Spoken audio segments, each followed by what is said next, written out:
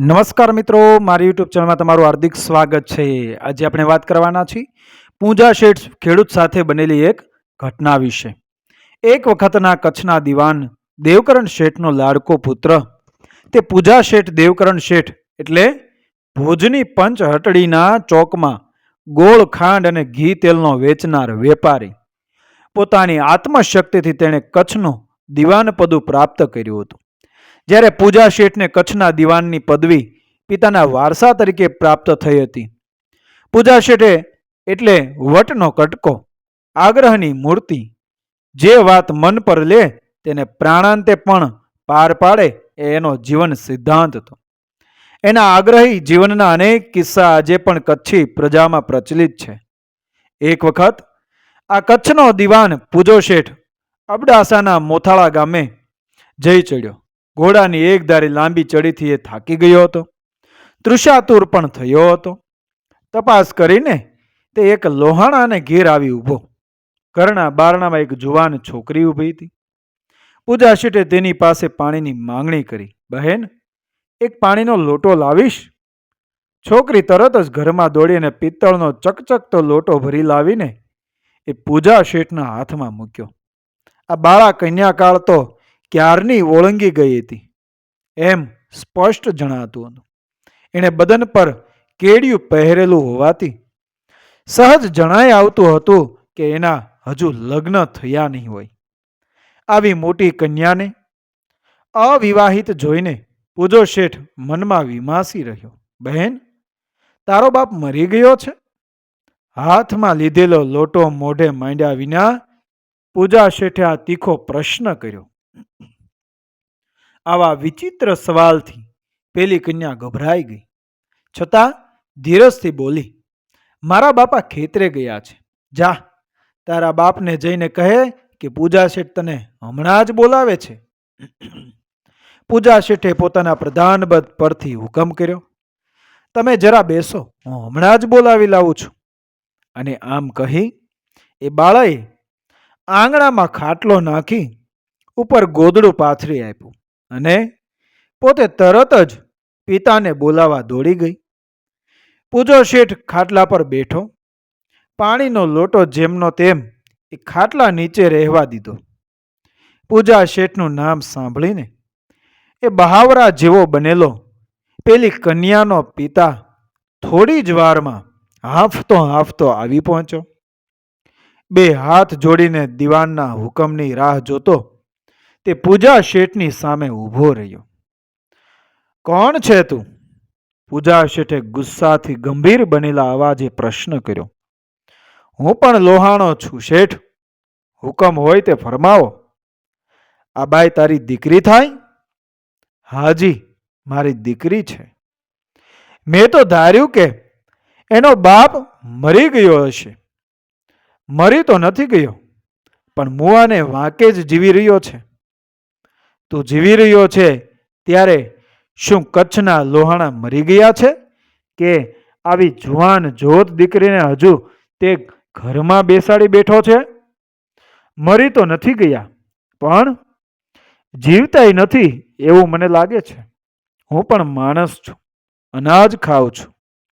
હું પણ સારી રીતે સમજું છું કે ઘરમાં જુવાન દીકરીનો વાસો અને સાપનો વાસો બંને સરખા છે. એ જ ચિંતામાં રાતે પૂરી ઊંઘ પણ નથી આવતી. શું કરું? કોઈ ઈલાજ નથી. પણ તેનું કંઈ કારણમાં આપણા સારસ્વત ગોરોનો ઝુલમ. તમે તો દિવાનની ગાદી પર બેઠા છો એટલે ગરીબ ભાઈઓની હાલતની તમને ખબર ક્યાંથી હોય? આ સાલે વરસ કરવરું આવ્યું, બળદ મરી ગયો અને હોરે વધુ ધીરવાની ના પાડી. પરિણામે દીકરી કુંવારી રહી ગઈ. કારણ કે એક તરફ લગ્નનું ખર્ચ અને બીજી તરફ સારસ્વતોના લાગા લગમની રકમ રાખીએ તો લાગા લગમનું પલ્લું નીચું નમી જાય. આ ત્રાસ હવે તો હદ ઓળંગી જાય છે.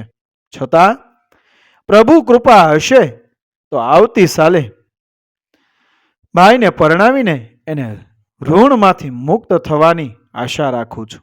આટલું કહેતા જ તેની આંખોમાંથી દળડ દળ અશ્રુધારા ચાલવા લાગી. આ ગરીબ એ જ્ઞાતિ બંધુની આવી કરુણ હાલત જોઈને પૂજા શેઠ જેવા કઠોર માણસનું એનું હૃદય પણ પીગળી ગયું. સારસ્વત ગોરોની નિરંકુશ સત્તાનો કોઈ પણ રીતે અંત આણવાનો એણે પોતાના મન સાથે દ્રઢ નિર્ધાર કરી લીધો. આ ગરીબ ભાઈને દિલાસો આપી ખાટલા નીચે રાખેલો પાણીનો લોટો એમ જ રહેવા દઈ પૂજો શેઠ ઉઠીને ઊભો થયો અને ઘોડા પર સવાર થઈને તેને તે જ વખતે એ ભુજનગરી તરફ ચાંપી દીધો. ભુજ આવી બીજે જ દિવસે પૂજા શેઠે મહાજન મંડળને એકત્ર કરીને એ ગરીબ લોહાણા ભાઈઓની એ દુર્દશાનું અને સારસ્વત ગોરોની જો હુકમીનું વર્ણન કરી બતાવ્યું. એ જ વખતે મહાજનની સંમતિથી એ સારસ્વતોના લાગાનું નવું બંધારણ તૈયાર કરવામાં આવ્યું. એમાં સહી કરવા માટે સારસ્વત પટેલોને ત્યાં બોલાવવામાં આવ્યા. ગોર મહારાજ, આ વાંચી જુઓ અને સહી કરો. મહાજનના વડાએ એ બંધારણનો ખરડો સારસ્વત પટેલોને આપતા સૂચના કરી. પટેલોએ ખરડો હાથમાં લીધો, ખરડાને વાંચ્યો. વંશ પરંપરાથી ચાલ્યા આવતા એમના લાગાઓ પર કાપ મૂકતો આ ખરડો વાંચી એમનું લોહી ઉકળી ઉઠ્યું. આમાં તો અમારું મોત છે. મોતના ખતમાં કોઈ મત્તું મારે ખરો? અમારા કાનૂનોમાં કાપકૂપ કરવાનો તમારો કે કોઈનો અધિકાર નથી. મહારાજ, જેને ઘડવાનો અધિકાર છે તેને ભાંગવાનો પણ છે. આમાં તો સહી કરે જ તમારો છૂટકો છે. તમે મહાસ્થાનના પેટ પર લાત મારવા જ માગો છો એમને? લાત મારવા નથી માગતા, પણ મહાસ્થાનની લાતને રોકવા માંગીએ છીએ. માટે હવે કંઈ પણ ચૂંચા કર્યા વગર આમાં સહી કરી નાખો. એ તો કદી પણ બની શકે તેમ નથી. ત્યારે હવે અમારે બીજો જ કોઈ રસ્તો શોધવો પડશે. તમે જાણો છો કે આપણે એકબીજાને પૂરા પડીએ એવા છીએ. એટલે ભલા થઈને આપણો ભર્યો ભરમ રહી જાય એમ કરો. તમારી અને અમારી બંનેની એમાં શોભા છે. સારસ્વત પટેલો હવે સમજી ગયા કે પૂજા શેઠની મેખ મારેલો આ ખરડો વિધાતાના લેખ જેવો છે. એટલે એમણે આ વાત પર વિચાર કરવા માટે 8 દિવસની મહેનત માગી. 8 દિવસ તો જોતામાં વીતી ગયા. સારસ્વત વીરોએ હવે ત્રાગુ કરવાનો નિશ્ચય કરી લીધો. છેલ્લે દિવસે ભુજના દરિયા સ્થાનમાં તમામ સારસ્વતો એકઠા થઈ ગયા. મહાજન મંડળના અગ્રેસરો પણ પૂજા શેઠ સહિત હાજર થઈ ગયા. શેઠ, ત્યારે અમારી સહીઓ તમને જરૂર જોઈએ ખરો? સારસ્વત પટેલે પૂજા શેઠને પ્રશ્ન કર્યો. જરૂર જોઈશે. પૂજા શેઠે ભારપૂર્વક જવાબ દીધો જ નહીં ચાલે. પૂછનારની આંખો લાલચોળ થઈ ગઈ. ના, નહીં ચાલે, પૂજા શેઠે દ્રઢતાથી જણાવ્યું. પટેલે હવે તૈયાર ઉભેલા યુવાનોને સંબોધીને કહ્યું, પૂજા શેઠને સહી કરી આપો. બાપ, એ આપણી સહીઓ લીધા વણો જાય તેમ નથી. તરત જ 20 વર્ષના એક ઉગતા સારસ્વત યુવકે એ પેલો ખરડો પોતાના હાથમાં લઈ લીધો. પ્રથમથી કરી રાખેલી ગોઠવણ મુજબ એ ખરડાને પેટ પર રાખી ભીંતમાં ખોડેલા ભાલામાં એ સડેડાટ કરતો પરોવાઈ ગયો. પછી બીજો, પછી ત્રીજો, પછી ચોથો, એમ જ્યાં સુધી ભાલાની અણી બહાર દેખાતી રહી ત્યાં સુધી આ વિપ્રવીરો ભચોભચ એમાં પરોવાતા આવ્યા. બરાબર 7 યુવાનો એ ભાલામાં આરપાર પરોવાઈ ગયા. યુવાન વિપ્રોના દગદગતા રક્તના ખોબા ભરીને મરણિયા બનેલા સારસ્વતોએ પૂજા શેઠને ત્યાં જ નવડાવી દીધો, રેલમછેલ કરી દીધો.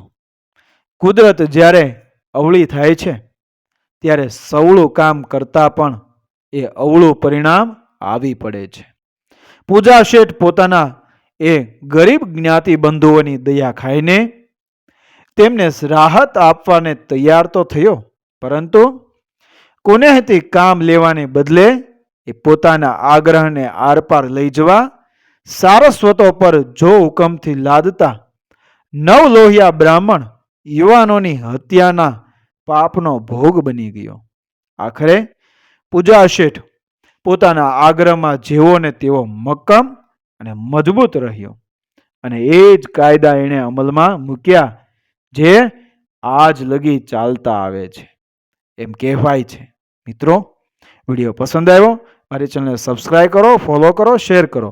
બન્યા રહો મારી ચેનલ સાથે DR ગુજરાતી સ્ટોરી 07 સાથે.